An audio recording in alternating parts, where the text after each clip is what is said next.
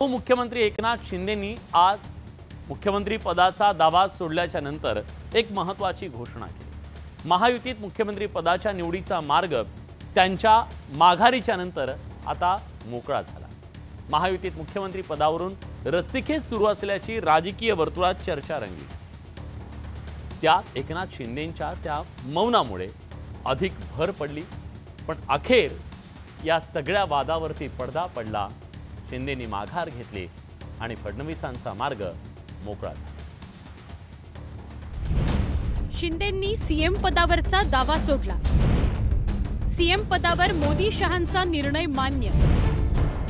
राज्यात सीएम निवडीचा मार्ग मोकळा।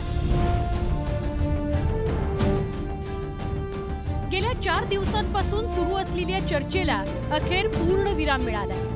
एकनाथ शिंदेंनी महायुतीच्या संभाव्य मुख्यमंत्री पदाविषयी मौन सोडलं। विधानसभा निवडणुकीच्या निकालानंतर महायुतीत मुख्यमंत्री पदावरून रस्सीखेच सुरू असल्याची चर्चा होती, पण एकनाथ शिंदेंनी त्यावर पडदा टाकला।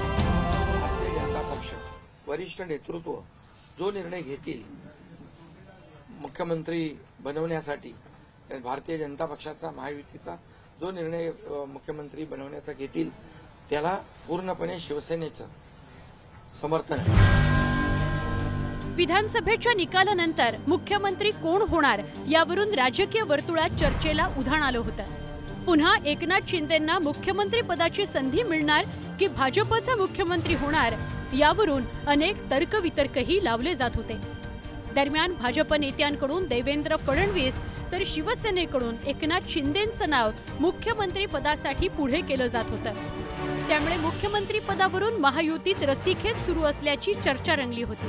असं वाटू नका की माझी अडचण आहे का, एकनाथ शिंदे काय अडचण आहे का, बिलकुल नाही। त्यामुळे मी काल मोदी साहेबांनाही फोन केला, अमित शाह साहेबांनाही फोन केला।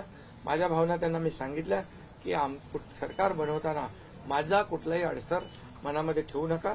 तुम्ही जो निर्णय घ्यायचा तो तुम्ही निर्णय घ्या आणि तो निर्णय मला मान्य आहे। राज्यातील महायुतीनं विधानसभा निवडणूक एकनाथ शिंदेंच्या नेतृत्वात लढली होती। त्यामुळे मुख्यमंत्रीपद कुणाला मिळणार याविषयी अनेक राजकीय अडाखे लावले जात होते, पण शिंदेंच्या खुलाशानंतर आता चित्र स्पष्ट झालंय। उद्या अमित भाईंच्या बरोबर बैठक आहे,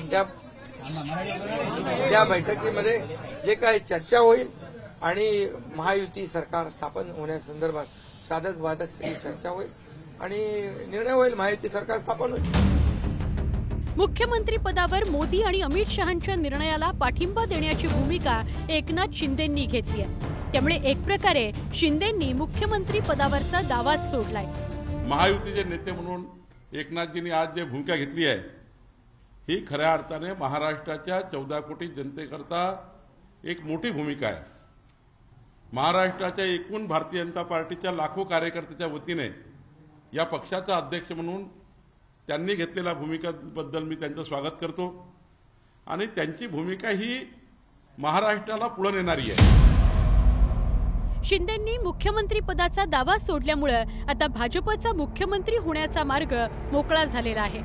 उदय जाधव आणि अजित मांढरेसह bureau report, news 18 Lokmat, Thane.